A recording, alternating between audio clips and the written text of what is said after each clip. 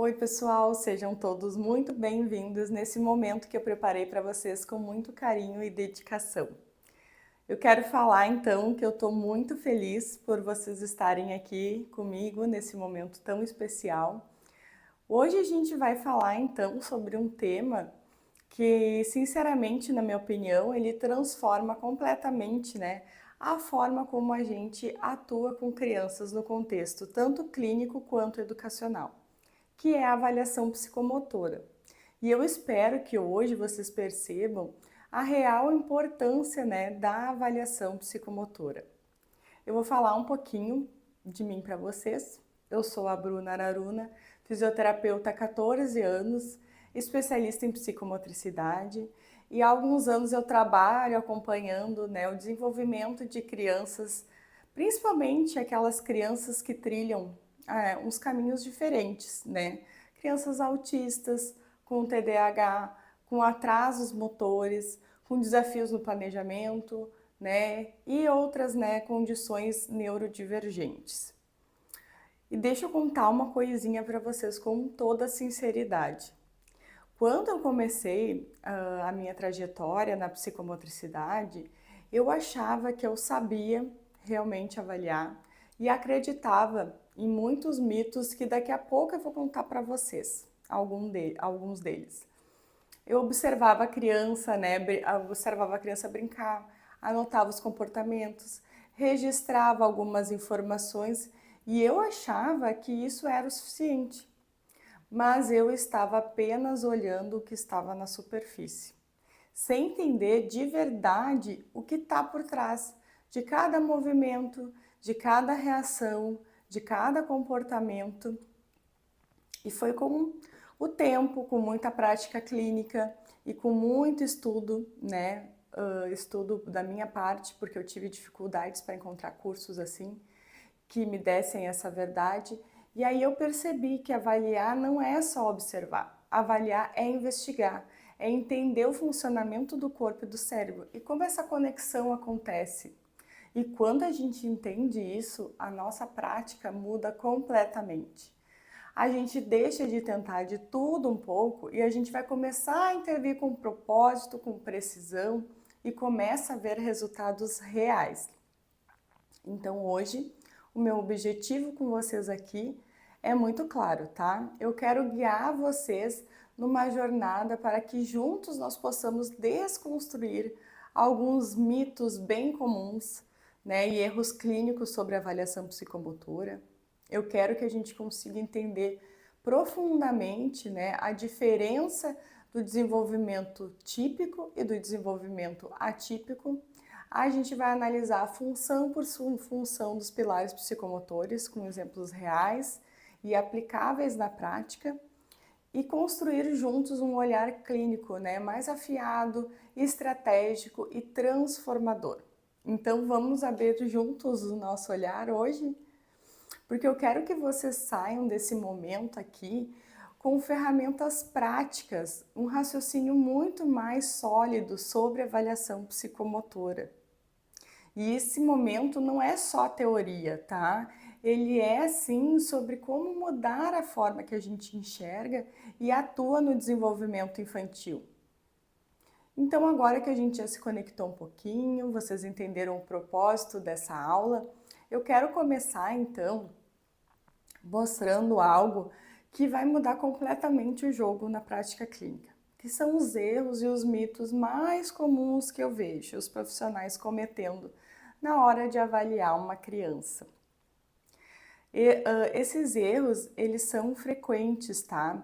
E não quer dizer que seja por falta de vontade ou de conhecimento.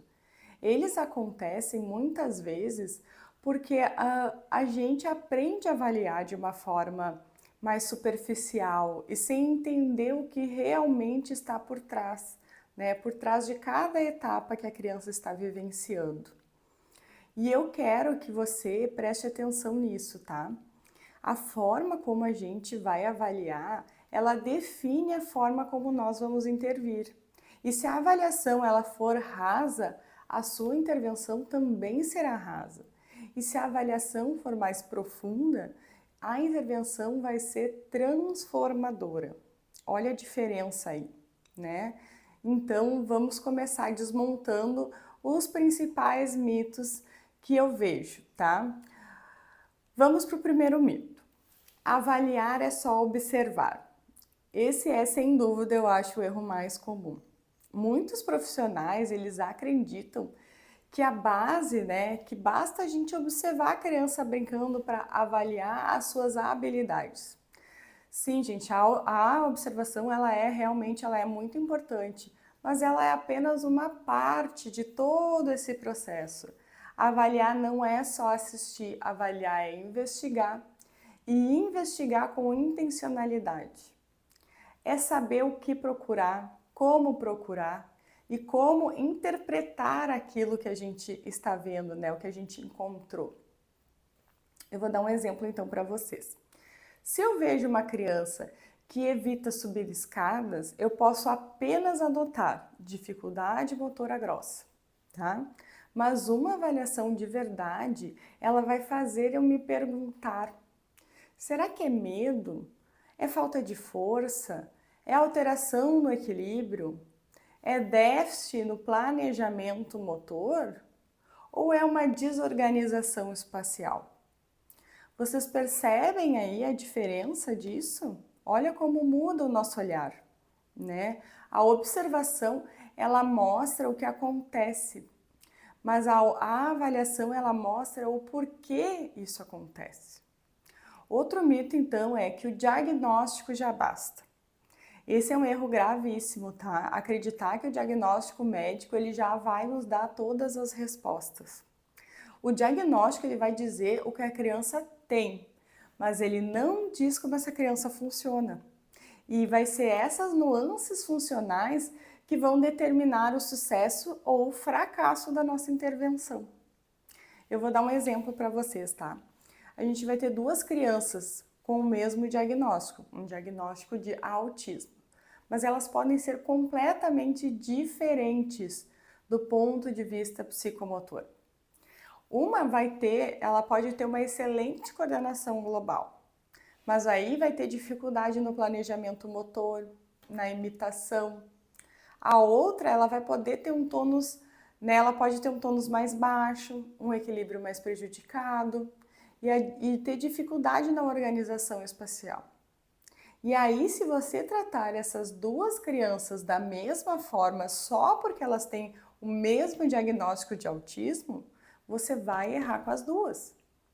E é a avaliação psicomotora que vai mostrar onde estão as fragilidades e onde estão as potencialidades. E aí vai direcionar a nossa intervenção. O terceiro mito, tá? Os protocolos, eles engessam o trabalho. Gente, eu já escutei isso. Eu não gosto de protocolos porque ele vai limitar a minha atuação. Deixa eu contar uma coisa para vocês, tá? Que eu acho muito importante. O protocolo, ele não vai ser o limite, ele não é limite. O protocolo é uma bússola.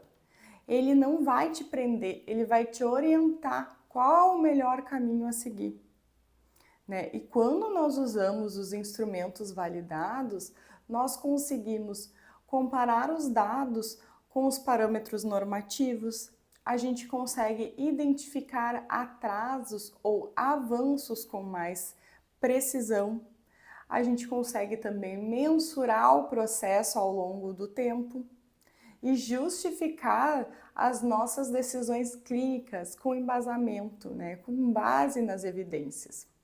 O protocolo, ele vai ser um mapa e você, profissional, é o que vai decidir o caminho. O último mito, então, que a gente vai ver. A avaliação só é feita no início. Esse aqui também é um clássico. Achar que a avaliação é algo que a gente faz uma única vez no começo do processo e nunca mais. A avaliação, ela não é um momento, tá? Ela é um processo contínuo. Ela precisa ser refeita, ela precisa ser ajustada, atualizada. Por quê? Porque o desenvolvimento muda, a criança muda e a intervenção também precisa acompanhar essas mudanças. Avaliar de forma contínua é o que vai garantir que a gente não está apenas ocupando as crianças com atividades, mas sim acompanhando elas com resultados reais e ajustando as rotas, né, para que os resultados aconteçam. Vocês compreenderam então a importância da avaliação? Bem, eu espero que sim. Então chegou a hora de falar para vocês sobre alguns erros técnicos, os mais comuns, e aí sim eles vão limitar os nossos resultados. A gente já desmontou alguns mitos e agora eu quero que vocês fiquem atentos aos erros, tá? O primeiro que a gente vai falar é sobre não ter um objetivo claro quando a gente vai avaliar a criança. Começar a avaliar sem saber o que vai investigar. Ele vai te levar a dados superficiais, tá? Ignorar o contexto da criança, não considerar os fatores emocionais, ambientais e sensoriais vai distorcer a interpretação dos resultados. Outro erro, focar apenas nos déficits. Avaliar não é caçar problema, tá? É mapear as potencialidades dessa criança. Outro mito, não comunicar com clareza. Uma boa avaliação, ela precisa ser compreensível, tanto para a família quanto para a equipe interdisciplinar. Outro erro, não reavaliar. Como eu falei, né, a avaliação ela é um processo, ela não é um evento único. A avaliação também ela não é um checklist, ela é uma ferramenta viva, dinâmica e estratégica. Ela exige da gente um olhar clínico, um raciocínio crítico e intencionalidade. E se você dominar essa etapa, vai perceber que todo o resto, a intervenção, a evolução, os resultados, eles vão começar a fluir com muito mais clareza.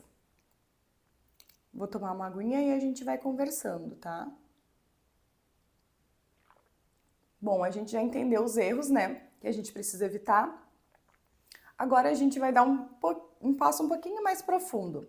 A gente vai falar sobre o desenvolvimento típico e o desenvolvimento atípico e como essa compreensão é a base para interpretar tudo que a gente vê na avaliação, tá? Então agora a gente já entendeu os erros e que mais nos atrapalham na prática, né? Na prática clínica. Vamos falar então das partes que eu acredito que seja uma das partes mais importantes. Esses desenvolvimentos, né? A gente tem que dominar o desenvolvimento típico e atípico.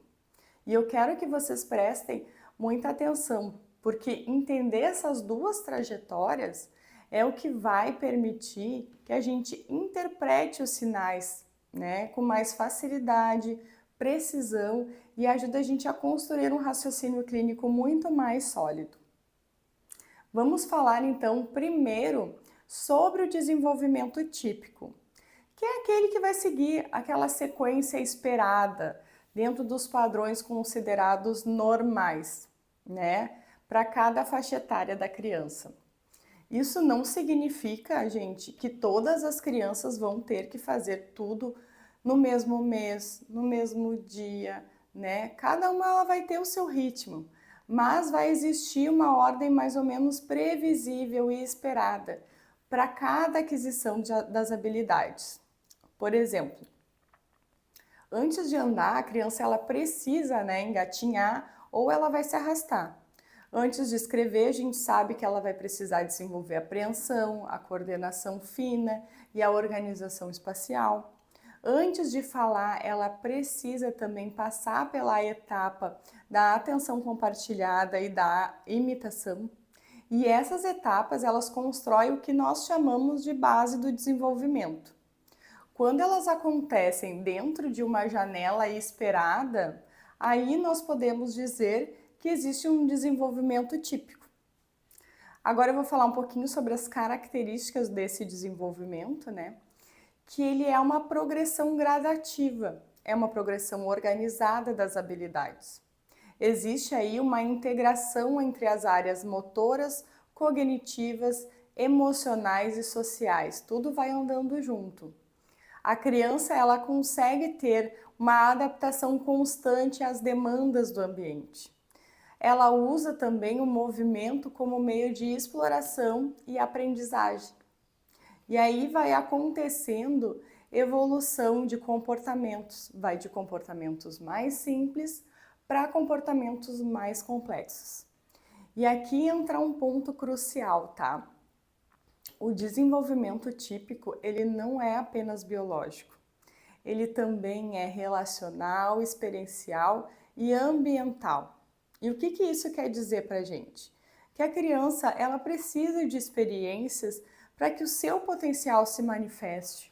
Acontece o quê? Que muitas vezes a criança que poderia ter um desenvolvimento típico, mas ela não teve daí as experiências e estímulos para que isso acontecesse. Vocês entenderam? Então agora vamos falar do desenvolvimento atípico, quando a rota ela é um pouco diferente. E é o que nós vamos mais ver na prática clínica, né? Esse desenvolvimento, ele não é necessariamente um desenvolvimento errado, tá, gente? Não é. Ele é um desenvolvimento que vai seguir um percurso um pouco diferente do esperado. Pode ser mais lento, ele pode acontecer fora da ordem cronológica habitual, né, esperada para cada faixa etária, ou ainda ele pode apresentar lacunas em algumas áreas específicas. E aqui está a chave. Muitas vezes a criança com desenvolvimento atípico, ela não deixa de adquirir as habilidades, mas ela vai compensar com outras. E isso significa que ela pode chegar ao mesmo objetivo, mas ela vai fazer caminhos diferentes. E isso que afeta diretamente a forma como pensamos a intervenção dessa criança, tá? Agora, então, eu quero mostrar alguns sinais clássicos que eles vão poder aparecer no desenvolvimento atípico e que a avaliação psicomotora, ela precisa identificar, tá? Do 0 aos 2 anos, a criança, por exemplo, ela não vai sustentar bem a cabeça, ou ela apresenta uma hipotonia persistente, não engatinha ou pula etapas motoras básicas. Ela vai fazer pouca exploração do ambiente ou vai fazer movimentos repetitivos sem função. E por último, e eu acho que muito importante falar também, que é a falta de interesse por interações sociais simples. Já falando de crianças de 2 aos 4 anos, o que pode ocorrer? Dificuldades, tá? Em correr, subir escadas ou coordenar alguns movimentos básicos. A criança ela vai evitar brincadeiras que envolvam um equilíbrio ou muito movimento. Ela pode ter pouca imitação dos gestos, dos sons e de ações, e um interesse restrito por objetos específicos ou ainda ter alguns padrões repetitivos. Falando agora de crianças de 4 a 7 anos, tá? A criança pode ter dificuldade em realizar movimentos sequenciais, pode ter problemas com a organização espacial e a noção de lateralidade. Ela vai poder apresentar também resistência a mudanças nas rotinas motoras, principalmente, e dificuldade na regulação emocional durante as atividades motoras. Por último, então, nós vamos falar das crianças maiores, de 7 anos ou mais. Elas podem apresentar problemas persistentes de coordenação, ritmo e planejamento, dificuldade de aprendizagem ligada a funções psicomotoras. Elas podem também apresentar posturas compensatórias ou alguns movimentos desorganizados nas tarefas funcionais. Vocês perceberam, então, que cada faixa etária ela tem algumas suas pistas e seus sinais? E na avaliação psicomotora, nós precisamos ter um olhar treinado para ler essas pistas, porque são elas que vão contar a história do desenvolvimento daquela criança. Agora eu quero que vocês, agora que vocês já entenderam um pouquinho, né, o que caracteriza cada tipo de desenvolvimento, vem uma parte muito importante, tá? Como isso vai mudar a nossa forma de avaliar e de intervir. Quando o desenvolvimento é típico, a nossa avaliação ela tem um caráter mais preventivo, educativo, né? Nessa situação, nós vamos acompanhar, estimular, enriquecer as experiências dessa criança. Já quando existe um desenvolvimento atípico, a avaliação ela precisa ser muito mais detalhada, investigando onde a trajetória mudou e por que isso aconteceu. E principalmente, a gente precisa parar de olhar para o desenvolvimento atípico apenas como um atraso, né? Ele não é um simples atraso, ele é um funcionamento diferente, né? Com outras rotas, com outras necessidades, porque muitas vezes as crianças com desenvolvimento atípico, elas vão conseguir realizar as tarefas, mas a gente tem que prestar atenção como ela vai fazer isso. E entender isso muda completamente a forma como nós criamos as intervenções. Outro ponto que eu acho que quase ninguém fala e que diferencia um olhar raso de um olhar clínico profundo é que avaliar não é apenas sinalizar se a criança consegue ou não consegue executar a atividade ou a ação. Nós precisamos olhar para a qualidade desse movimento. Por exemplo, tá? Vamos ter aqui duas crianças. As duas podem conseguir correr, mas uma ela vai correr com uma coordenação mais fluida, com movimentos simétricos e um ajuste postural. A outra, ela já vai correr com desequilíbrio, passos desorganizados e sem planejamento. As duas correm, vocês percebem? Mas o funcionamento psicomotor delas é completamente diferente. E essa é uma leitura, gente, qualitativa, que revela as lacunas no desenvolvimento e ele vai também direcionar o nosso plano terapêutico de forma mais eficaz, tá? Resumindo um pouquinho então, que o desenvolvimento típico ele vai seguir aquela sequência previsível, ainda que com pequenas variações, claro, cada criança é singular. O desenvolvimento atípico ele vai poder ter lacunas, compensações e trajetórias diferentes. E o papel da avaliação psicomotora é identificar não só o que a criança faz, mas como ela faz. Entender essa diferença é o que separa, então, uma intervenção genérica de uma intervenção verdadeiramente eficaz.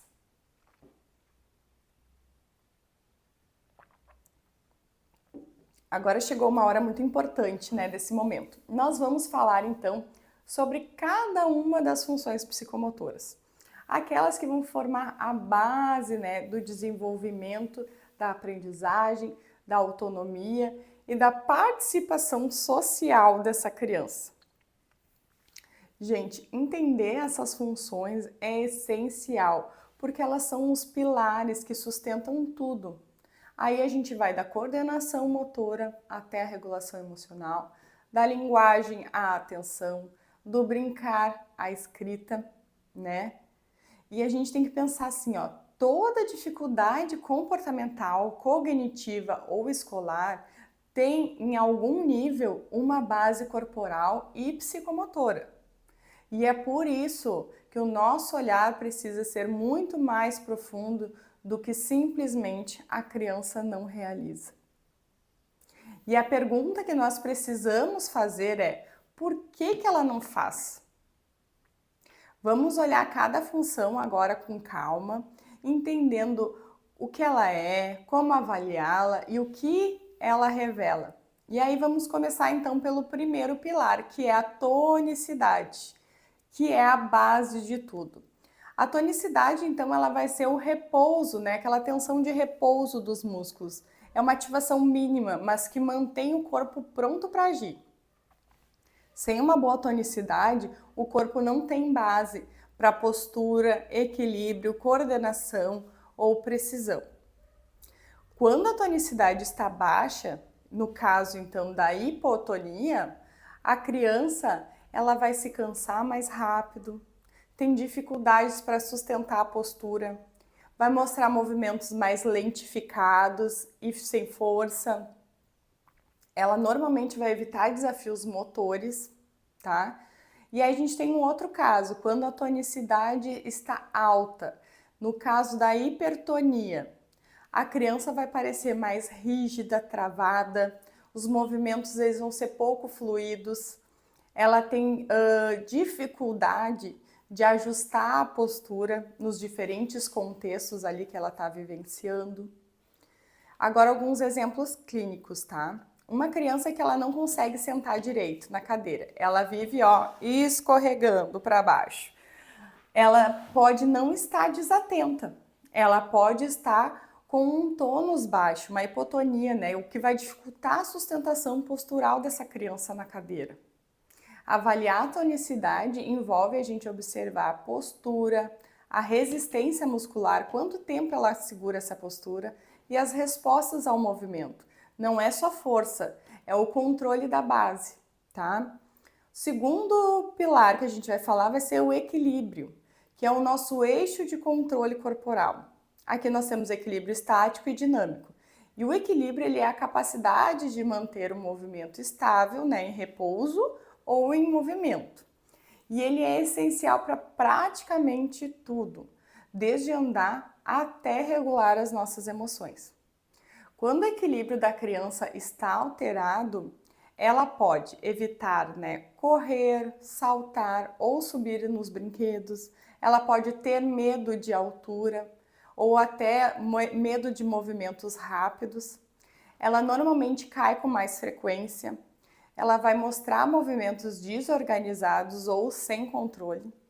Uma criança que evita brincar no escorregador, por exemplo, ou que ela vai preferir ficar sentada nas atividades motoras, nas brincadeiras que vão exigir mais do corpo dela, elas podem estar evitando esse desafio porque sentem instabilidade, que é a falta de equilíbrio.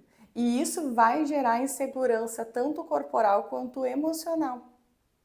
Durante a avaliação, nós vamos ter alguns testes simples, tá? Como andar sobre uma linha, permanecer num pé só ou usar bases instáveis. Isso revela muito sobre a organização tanto do sistema vestibular quanto do sistema proprioceptivo. Agora a gente vai falar da lateralidade, que é a especialização funcional. A lateralidade, ela vai ser a definição da dominância de um lado do corpo sobre o outro, como a mão, o pé, o olho e o ouvido preferenciais. Ela vai estar diretamente ligada à linguagem, à leitura, à escrita e o nosso raciocínio lógico, tá? Quando a lateralidade ela não está bem definida, a gente pode observar que a criança vai ficar trocando frequentemente de mãos durante a tarefa. Ela pode ter dificuldade em cruzar a linha média, vai ter problema de orientação espacial e leitura e até insegurança para iniciar os movimentos. Ela não vai saber como iniciar os movimentos, né? Para que lado ela começa primeiro. Uma criança que ela segura o lápis, por exemplo, com a mão direita, mas ela vai chutar a bola com o pé esquerdo e troca de objetos, né, de mãos constantemente, ela pode estar com uma lateralidade indefinida ainda. E isso afeta a aprendizagem diretamente, tá, gente? A avaliação, ela vai envolver tarefas simples, a avaliação da lateralidade, como arremessar, recortar, manipulação de objetos, além, claro, da nossa observação espontânea durante o brincar dessa criança. E agora a gente vai falar sobre o mapa interno do nosso corpo, que é o esquema corporal. O esquema corporal é a consciência que a criança tem do próprio corpo, das suas partes e as possibilidades de movimento de cada parte. É a base do planejamento motor e da sua interação com o ambiente. Olha só que importante o esquema corporal estar bem definido nessa criança, né? Quando essa função ela se apresenta prejudicada, a criança ela vai ter uma dificuldade em imitar os gestos, ela não vai reconhecer as partes do corpo, né? Ela pode mostrar alguns movimentos desorganizados, ter problemas de coordenação, noção espacial.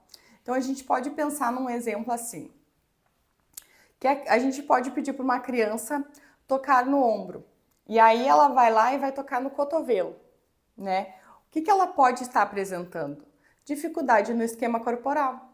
E isso vai afetar diretamente a autonomia e a construção da imagem corporal. E isso é essencial para a autoestima e para a socialização da criança. Imagina como é que ela vai brincar, né, sem ter noção do próprio corpo. E agora eu vou falar de uma que talvez seja as funções mais complexas e fundamentais, que é a apraxia. A apraxia é a capacidade de planejar e executar uma sequência de movimentos com propósito. Ela vai nos levar da intenção para a ação, né? Quando essa função ela está alterada, o que a gente vai encontrar? Dificuldades em realizar tarefas em sequência, a gente vai ter mais lentidão para organizar os movimentos que parecem desajeitados, né? Problemas em atividades cotidianas simples, como se vestir, né? Ou usar até talheres, no caso da motricidade fina, né? Da apraxia fina. Então, um exemplo clínico, uma criança que entende a tarefa de construir uma torre com blocos, mas ela não consegue organizar a sequência disso, que é pegar, alinhar, empilhar, provavelmente ela vai ter essa dificuldade de praxia. A avaliação dessa função, ela envolve tarefas sequenciais e funcionais, desde uma imitação simples até rotinas mais complexas. A organização espacial, ela permite que a criança entenda onde está em relação aos objetos, né? Em relação aos objetos, em relação às pessoas e ao próprio corpo.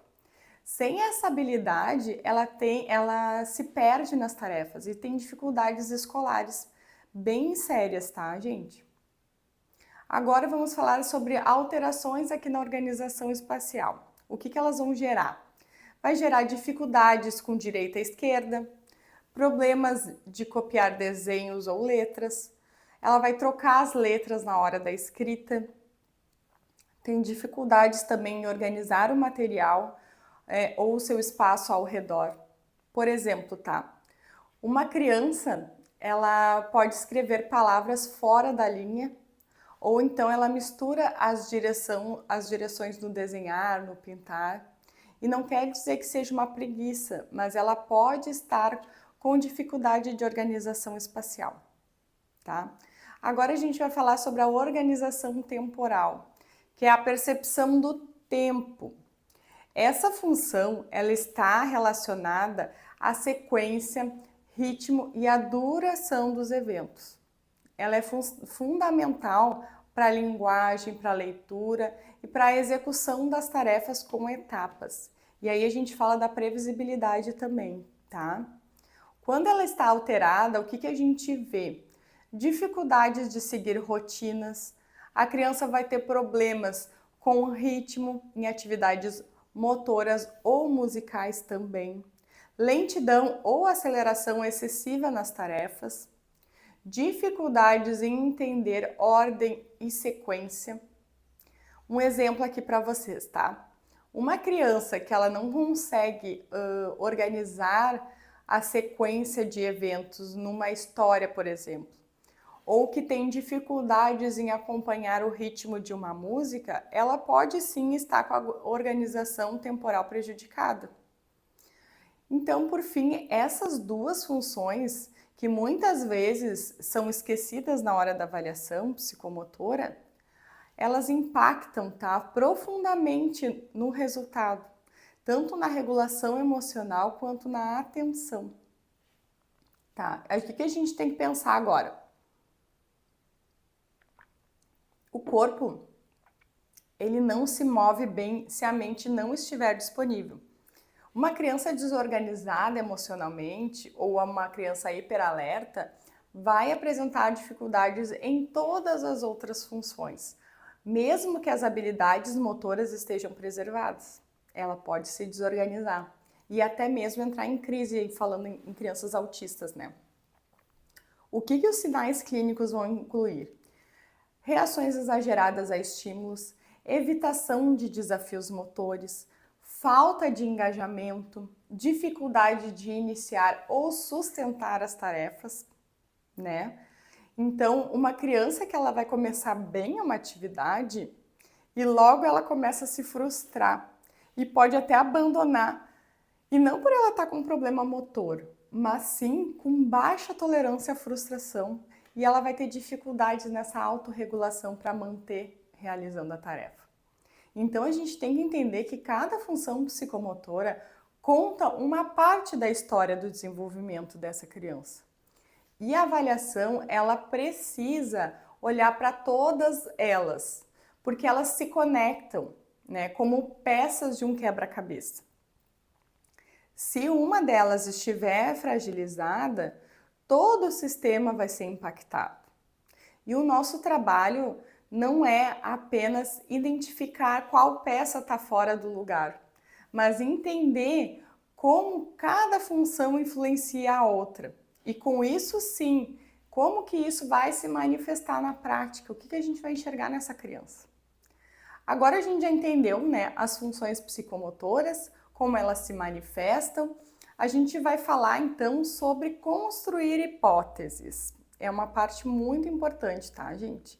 Essa parte é a parte do processo em que a gente vai além da observação. A gente começa a interpretar o que a gente está vendo. E interpretar não é só adivinhar, tá? Não é a gente tentar adivinhar. É organizar as informações, cruzar os dados e construir um raciocínio clínico para daí montar um plano terapêutico. E eu costumo dizer que avaliar uma criança é como a gente montar um quebra-cabeça. Cada comportamento que ela apresenta é uma peça. Separadamente, talvez essa peça não diga nada, a gente não entenda nada, né? Mas quando a gente começa a juntar as peças desse quebra-cabeça, as peças certas, a gente começa a enxergar a imagem completa e a gente consegue visualizar essa criança por inteiro. Vamos ver como isso funciona então na prática? A primeira regra, tá, que eu acho que é importante para a gente construir hipóteses é não se prender apenas ao que a criança faz. Observe como ela faz, né? Como ela vai fazer a atividade. A gente pode ter duas crianças que elas vão conseguir chutar uma bola, tá? Mas uma, ela vai chutar a bola com mais equilíbrio, com coordenação, e a outra já vai chutar a bola com desequilíbrio, com dificuldade de ajuste e pouca precisão. Pode até errar a bola, não consegue chutar a bola. Mas as duas vão realizar a mesma ação do chutar, né? Mas o que está por trás é completamente diferente uma da outra. A primeira, provavelmente, ela pode ter uma praxia e uma organização espacial mais adequada. Já a segunda, a gente pode pensar que ela tem dificuldades no equilíbrio, no planejamento motor ou na organização temporal. A forma como a ação acontece, ela revela a causa da dificuldade e por isso a gente precisa estar muito atento. No segundo passo, então, que eu acredito que é importante, são conectar sinais e padrões. Uma boa avaliação psicomotora, ela não olha só os comportamentos isoladamente. Ela vai buscar padrões dessa criança. Por exemplo, uma criança que vai ter dificuldade de correr e saltar, vai evitar algumas atividades que tenham desequilíbrio e ela vai cair com frequência. Isso é um conjunto de sinais, né, que podem identificar um problema de equilíbrio e controle postural. Agora, se a mesma criança não consegue organizar uma sequência de ações, ela se perde no meio das tarefas e faz alguns movimentos desajeitados, a hipótese pode estar mais ligada ao planejamento motor e praxia.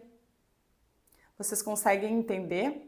A gente sempre tem que tentar conectar os pontos. Um sinal isolado pode nos enganar, mas um conjunto de sinais, ele vai lá revelar a raiz do problema. Então, no terceiro passo, a gente tem que relacionar a idade com a etapa do desenvolvimento, né? É um erro comum que a gente vê é avaliar sem considerar a faixa etária. Lembra do que falamos sobre o desenvolvimento típico e atípico? Cada idade vai ter as habilidades esperadas. A gente precisa comparar. Isso não é um limite, tá, gente? Por exemplo, até os 2 anos a gente vai esperar que a criança mantenha um equilíbrio ao andar ou ela comece a explorar o ambiente.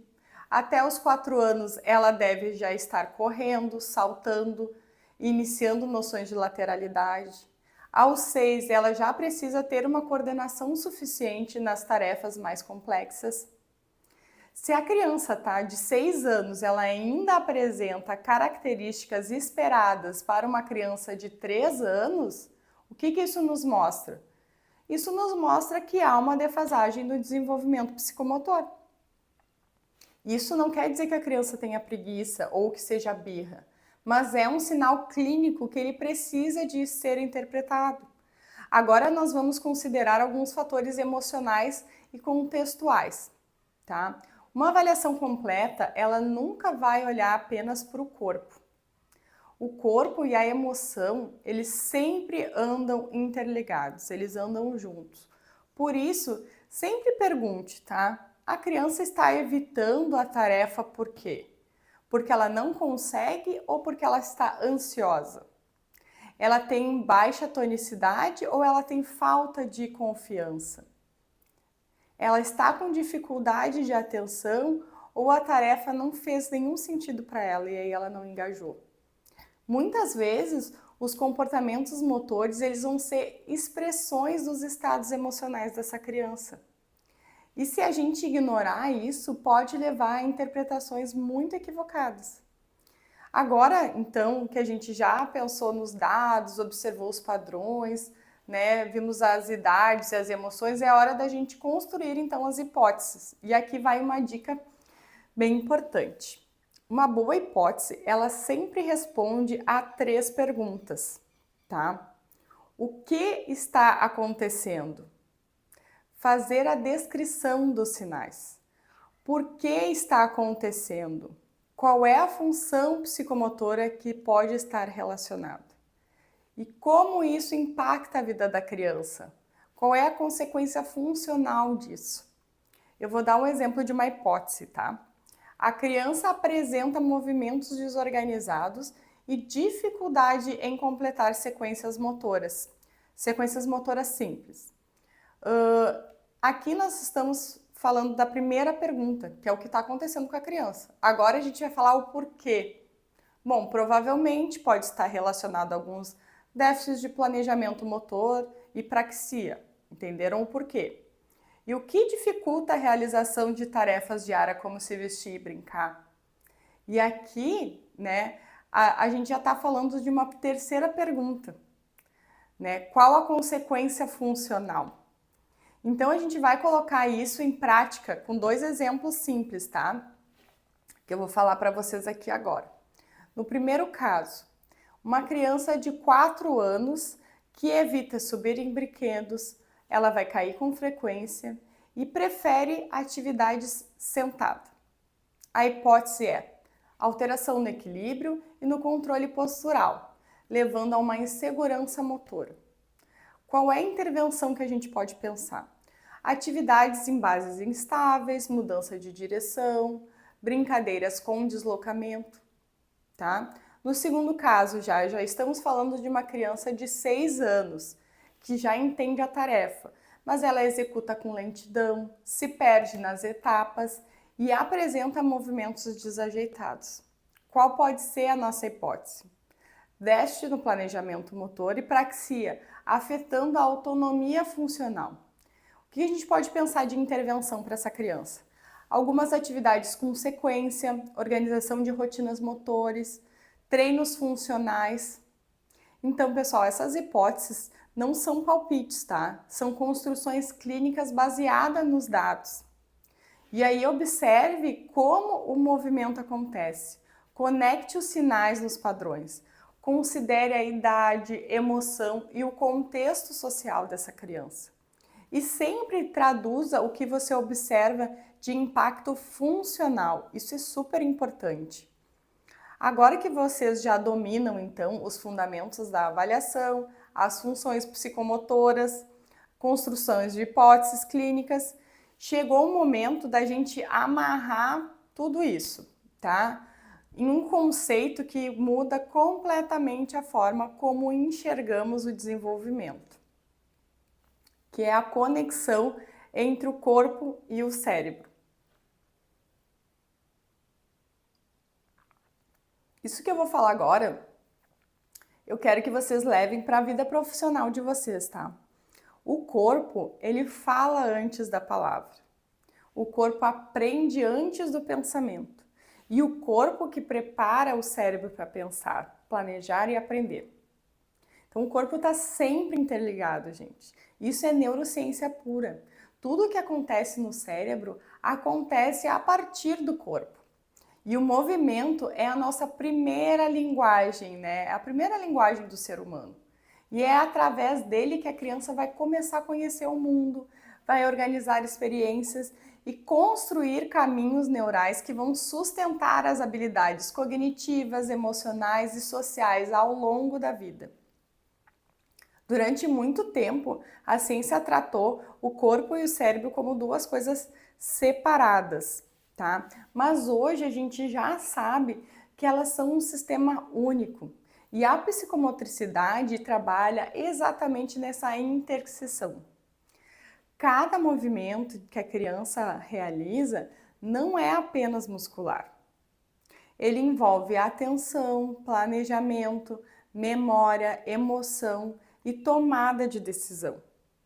Cada nova experiência motora, né, ela vai criar novas conexões sinápticas, ela vai fortalecer circuitos neurais e constrói redes de aprendizagem.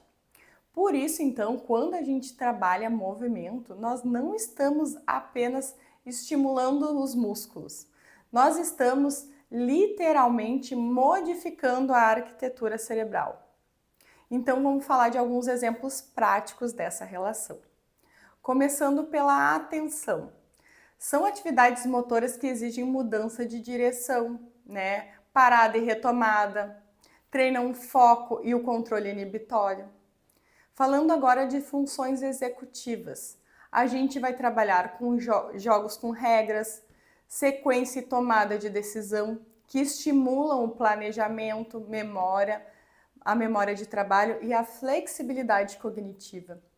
Na linguagem, a gente vai trabalhar através da imitação motora e a coordenação rítmica entre elas, que vão ativar as áreas corticais relacionadas à compreensão e à expressão verbal. Já na regulação emocional, nós podemos propor desafios motores graduais que vão ajudar no desenvolvimento tanto da frustração quanto da autorregulação, né? Eles vão ajudar na tolerância a isso.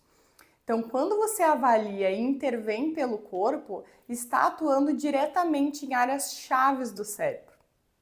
Mas agora a gente vai falar do caminho inverso, né? Quando o inverso também é verdadeiro. O corpo, ele revela o que está acontecendo no cérebro. Então, algumas alterações cognitivas, emocionais ou sensoriais, elas vão ser expressas através do movimento. Uma criança com sobrecarga sensorial, ela pode se mostrar inquieta ou em constante movimento, ou evitar o contato corporal. Já uma criança com dificuldade de atenção, ela pode ter dificuldade em manter a postura ou em concluir tarefas motoras sequenciais. Outra criança, então, com uma baixa autoestima, por exemplo, ela pode apresentar uma postura mais encolhida, movimentos contidos e pouca exploração. O corpo, ele não mente, tá, gente? E quem sabe ler o corpo tem um mapa valioso do funcionamento cerebral nas mãos. Por isso, quando nós falamos de avaliação psicomotora, nós não estamos falando de algo periférico ou complementar. Nós estamos falando de uma das formas mais diretas e eficazes de compreender como o cérebro está organizado, né? Como ele está organizando a experiência e a transformação de intenção em ação. E isso muda completamente a nossa prática. Por quê? Porque ao invés de apenas nós descrevermos comportamentos, como a criança não presta atenção, ou a criança não tem coordenação, né? Nós começamos a entender por que isso está acontecendo e como transformar essa realidade. O movimento, ele é a base do desenvolvimento cerebral. Cada ação corporal, ela envolve e estimula as funções cognitivas, emocionais e funções executivas. O corpo, ele revela o estado do cérebro e vice-versa, né? E avaliar, intervir pelo corpo é intervir no cérebro de forma direta, funcional e científica. Então, se você chegou até aqui comigo, eu quero começar um encerramento, né, dizendo que uma coisa assim que eu penso com todo o meu coração, tá? Que vocês já estão à frente da maioria dos profissionais da área. Sabe por quê? Porque a maioria, ela para na superfície. A maioria observa, descreve e reproduz o que aprendeu, né, em livros ou em testes.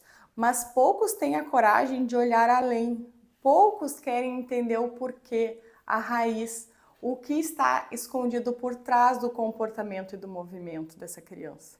E se você está aqui, é porque você quer ser uma dessas pessoas. Então hoje a gente caminhou por um conteúdo bem denso, mas eu acredito que seja transformador. Nós quebramos os mitos e desmontamos os erros que travam a nossa prática clínica.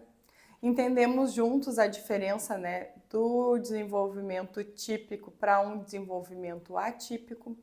Aprofundamos cada função psicomotora com exemplos reais. Aprendemos também a construir hipóteses clínicas sólidas e nós fomos além, entendendo a conexão corpo-cérebro e o papel essencial da psicomotricidade no desenvolvimento infantil, né? E não só no desenvolvimento infantil, né, gente, no desenvolvimento humano. Mas deixa eu te contar, né, que esse momento aqui foi só a ponta do iceberg. Tudo o que vocês viram aqui hoje é apenas um início de uma jornada muito maior e muito mais profunda. Porque, na verdade, é que avaliar com precisão é a gente interpretar os dados com segurança e transformar esses dados num plano terapêutico. E isso exige método, estratégia e prática guiada. Né? Se essa aula ela fez um sentido para você, né, esse momento, saiba que isso é só o começo. Tudo que a gente conversou aqui e muito mais está estruturado num passo a passo dentro do curso de avaliação psicomotora. Nesse curso, eu vou te guiar dentro de anamneses, até a elaboração do plano terapêutico, né, passando pela aplicação e interpretação dos principais protocolos validados. Você vai aprender a construir, né, um raciocínio clínico sólido, a comunicar-se com a família e as equipes com segurança e, principalmente, transformar vidas por meio do movimento. Porque quando nós entendemos o corpo, nós abrimos caminhos no cérebro. E quando nós avaliamos consciência e propósito, nós deixamos de tentar e começamos a transformar. Agora preste atenção um pouquinho nessa parte, tá? Além do curso completo, eu estou abrindo um grupo exclusivo de mentoria, onde eu acompanho de perto os profissionais que querem aprofundar esse raciocínio clínico e aplicar todo esse conhecimento numa prática real com crianças. E essa é uma oportunidade única de caminhar comigo e com outros profissionais, né, que estão comprometidos na excelência da psicomotricidade. Gente, e para participar é muito simples. É só digitar "eu quero" aqui nos comentários, tá? Que a minha equipe vai entrar em contato com vocês e te mandar todas as informações sobre como fazer parte desta mentoria especial. E se você sente que chegou a hora de elevar a sua prática, né, ser conhecido como referência e transformar a vida das crianças que você acompanha, essa é a sua chance. O link, então, para garantir a vaga no curso de avaliação psicomotora está aqui. Eu mal posso esperar para te encontrar, né, dentro dessa jornada. Essa jornada vai ser profissional, mas ela vai ser humana também. Vamos juntos transformar a psicomotricidade em ciência aplicada. Muito obrigado pela atenção de vocês e espero vocês lá.